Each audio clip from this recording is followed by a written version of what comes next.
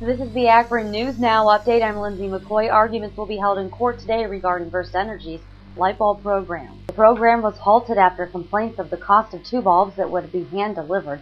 This is expected to give the Public Utilities Commission of Ohio a better understanding of FirstEnergy's thought process behind the program. Aside from the FirstEnergy story, we have two more stories coming into the newsroom today. First, an Akron Public School Board candidate is being questioned about her title that she listed when she applied for the candidacy. It's reported that Ginger Baylor listed herself as an assistant professor at the University of Akron, but on the university's website she's listed as a guest lecturer. We'll have more on this story as details emerge today. Also, Goodyear's earning reports for the third quarter are out. The third quarter earnings improved for 2009 at $72 million for its net income. That's up $31 million from last year's third quarter. After receiving an apology from Akron Fire Lieutenant Dennis Shoemaker, Akron Mayor Don Pasquale says the encounter involving police officers and himself a few weekends ago is officially over. The mayor says he would take no action, disciplinary or otherwise, against him or anyone else.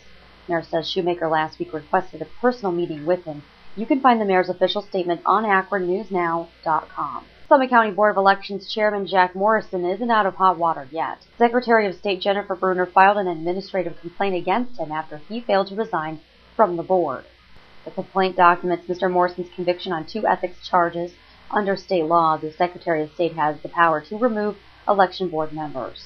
Do you believe in ghosts? Well, Sherry Brake-Recco, who is a paranormal investigator, has been searching for them for years, and she takes along special tools to help search for anything out of the ordinary. What we do is we'll use dowsing rods or divining rods to help us find energy. When we find this energy throughout a building or a location, we know that that's an area that we need to focus and take photographs of or try to capture EVP.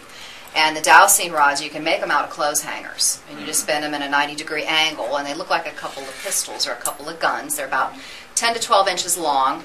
80% of people have the ability to use dowsing rods. And an easy way to test your ability is to make a couple of these clothes rods, make them into dowsing rods, and you would hold them above a cup of water, and you're simply going to ask, is this water, is this water, is this water, is this water, is this water? And the rods will start to cross, and they'll cross above your target. For more on this story or other spooky things, you can go to AkronScreams.com. It's just one creepy click away. And taking a look at our local forecast as we take a look at today, showers continue with a high of only 57 degrees. We get a break from the showers tomorrow. The sunshine is back, a high of 64, but Friday and into the weekend, a good chance for showers lingers. In Akron News Now Sports, it was not the start to the season that the Cavs had hoped for. They lost to the Boston Celtics in their home opener last night. Final score 95-89, but they have a chance to come back this evening. Cavs play Toronto, 7 o'clock is the tip-off. You can hear that game live on 1590 WAKR. We'll give a news tip. Just shoot us an email. It's news@rcrg.net. You can also follow our updates on Twitter and our status on Facebook, too. And remember to follow our website for the latest local news for news online, on demand, now. For Akron News Now, I'm Lindsay McCoy.